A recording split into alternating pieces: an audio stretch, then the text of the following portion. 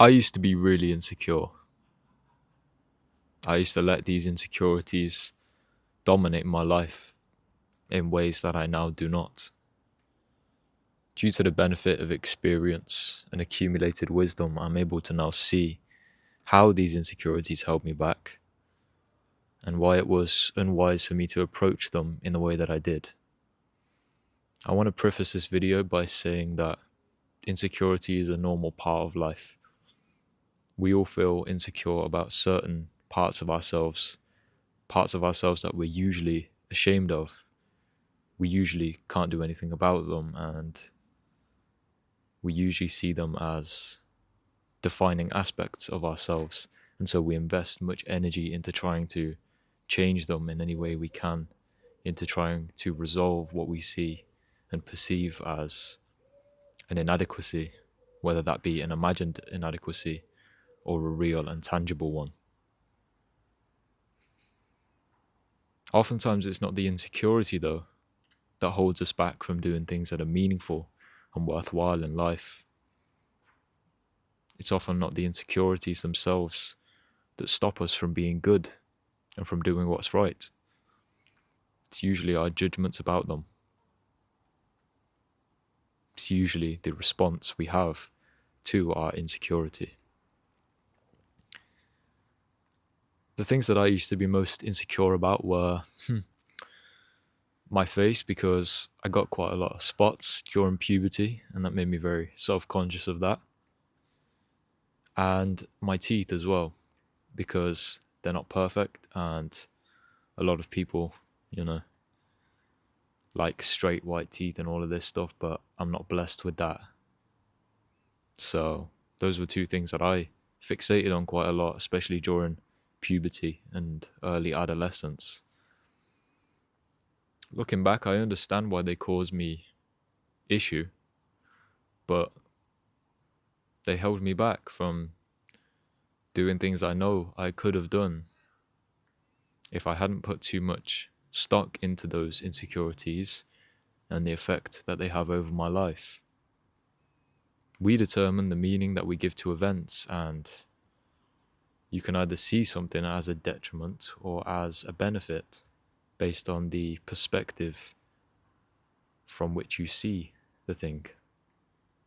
And so trying to look at things from different perspectives rather than just your own and usually narrow-minded perspective is really helpful when you're trying to overcome your insecurities or improve your approach to your insecurities. Most of our insecurities, though, we can do things about, and those are the ones that we should work consistently towards rectifying. Whatever that may mean for each of us is different, but we can all take small, consistent steps towards bettering ourselves and parts of ourselves. But there are certain parts of ourselves that we can't change and that are inherent parts of us. And to those parts, we just have to accept them. We simply do. Because if we resist them, we're just going to be left with more suffering. Now, if you were to treat yourself like somebody you cared about, like somebody who was valuable, like somebody you loved, how would you treat yourself in respect to those insecurities? Surely you'd have a bit of compassion for yourself, right? You would feel empathy towards that part of yourself that is ashamed of these insecurities and these perceived inadequacies about yourself. And also, in regard to things that one cannot change, you would obviously not hold that person responsible for that because it's something they cannot change. But it's also very important to be very careful when distinguishing what we can control from what we cannot, because a lot of times it can become somewhat illusory, because there are small changes we can make that can change things we don't think we can control. And these things often take time to improve, and the results take time to show. But if there's truly nothing you can do about the situation, what use is it to resist it? What use is it to spend time and energy thinking about it and letting it affect you? I've certainly let those insecurities and other insecurities in my life, as I think all of us have, stop me from doing things I wanted to do. For example, I wanted to go and speak to a girl, but I didn't see myself as, attractive enough or whatever. I wanted to give a talk to people. I wanted to have a public kind of speech, and I didn't do it because I felt insecure about my own speaking abilities. Now, in that situation, the only way to overcome that insecurity is through working on your ability to do it. Preparation breeds confidence. And that's the only way you're going to rectify that inadequacy. But the insecurity will still remain if you are humble. Because even if you are really good at something, you're still going to doubt yourself, especially if you're living at your edge. If you're living on the border between chaos and order, between comfort and discomfort, if you're having an adventure, there are going to be times, numerous times, where you doubt yourself, where you doubt your abilities, where you doubt what you're capable of. But this is a sign that you are on the precipice of something important and something worthwhile, because it's always before the biggest breakthrough that we have the darkest hour. It's funny how that coincides, but just talking about the issue of insecurity once again, we can let it hold us back from things we know we want to do. We're like, oh, when this is better, then I'll do it. Or, oh, when I've sorted this out, then I'll get to the real work. It's like the real work never goes away, and you can chip away at it now. You can work on it now. You can work on the things you can control now. And maybe later you'll be able to control the things that you currently can't, as a result of your increase in capability and proficiency in whatever realm you are choosing. It's important to have compassion with yourself, because none of us are perfect. We all have these insecurities, but most of the time, nobody's looking at you for your insecurities.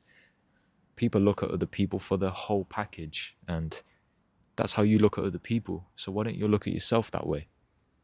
You like to focus on the small things. You like to really, really focus on things that are really trivial in regards to the whole person and whole package of what you are. And you let yourself be determined by those small things when other people would not. So why do you? And you don't do that to other people. You give them the courtesy that you don't give to yourself. And that's not wise. And I think social media has certainly contributed to this issue of insecurity that a lot of people around my age and older and younger are feeling, because we're exposed to so many examples of successful people or attractive people, or the highlights of people's lives and how great things are. We get to see things edited and cropped up to look a certain way, to give off a certain image, to portray a certain narrative.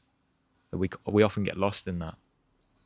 And this is why changing your perspective is so key, because if you're able to change your perspective and think, hang on, has this person always been like this? Or have they had to put in so much work behind the scenes, so much money, time, effort, blood, sweat, and tears to get to where they are now?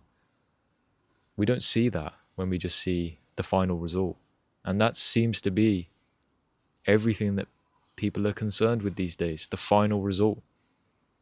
They don't want to see the work that goes in behind the process, because that's often uncomfortable to see. It's cool to see, the final result. Like if you've gone through a training camp, I'm talking about martial arts here, the training camp is going to be grueling. Trust me, I know that firsthand. I've done training camps myself and they are not fun, but they give you a lot of purpose. They give your life a lot of meaning because you're moving toward a worthwhile goal. That gives you positive emotion as you see yourself moving towards that goal. But it isn't comfortable, especially looking in from the outside. If you have enough passion and determination and will and grit and discipline within yourself, the process can actually become fun for you. But other people will look at you and think, you are crazy. How are you enjoying this? You know, it's like I'll be on a run. I used to be on a run. Not now, because obviously I've had surgery, but I will be soon. Trust me on that. But I used to be on runs for like an hour, and I'd be at the end of it smiling and laughing to myself. And people would be looking at me like, this guy is crazy. People just wouldn't understand. But that's the thing. They don't need to understand because you understand. And the thing is, people may judge you harshly off your insecurities and off the flaws they see in you. But that's okay, because you know that they're just looking at the flaws. And if they looked past the flaws and knew who you really are, what you really valued, your character, things that are way more important than the superficial things that people often look at, then you'd understand they'd see you in a different perspective. And so you allow them the grace that you allow yourself in regard to your insecurities. You know that they have insecurities themselves, and they're probably just projecting their insecurities onto you and how they feel about themselves onto you.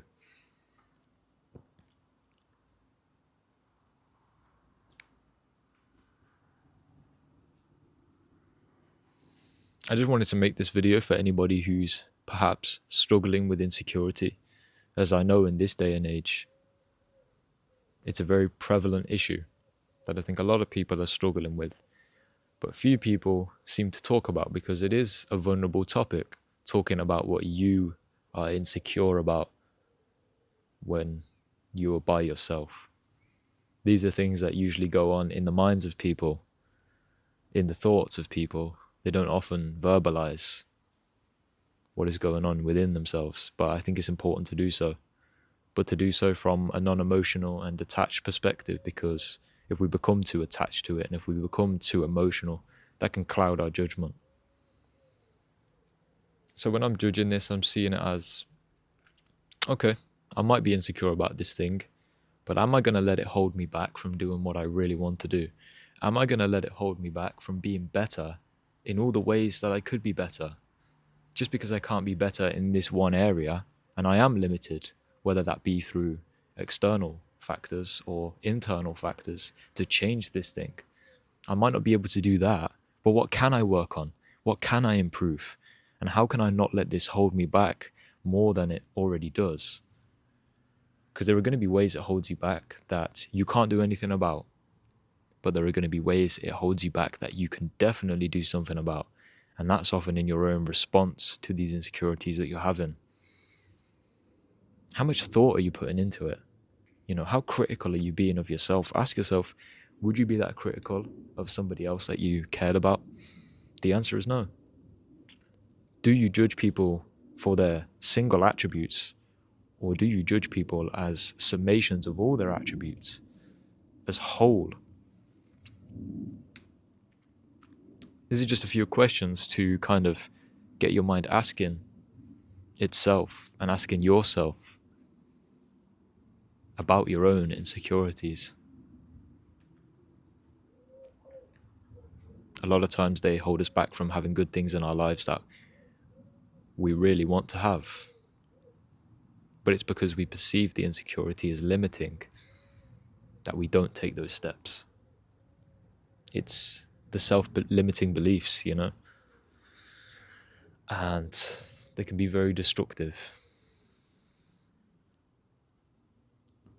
And so I just wanted to talk about this with you guys. I hope it was able to help you in some way, even if it's in a small way.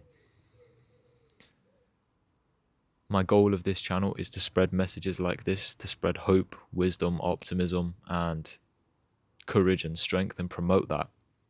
And if that's something that you resonate with, then make sure you like and subscribe. Join the little community we've got built in here. And there'll be more messages like this to come. More messages of hopefully encouragement and honesty and truth and strength.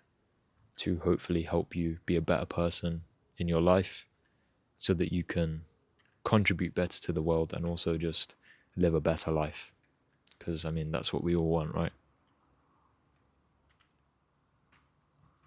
So, yeah, I hope you enjoyed, and I'll see you guys in the next video. Thank you very much for watching.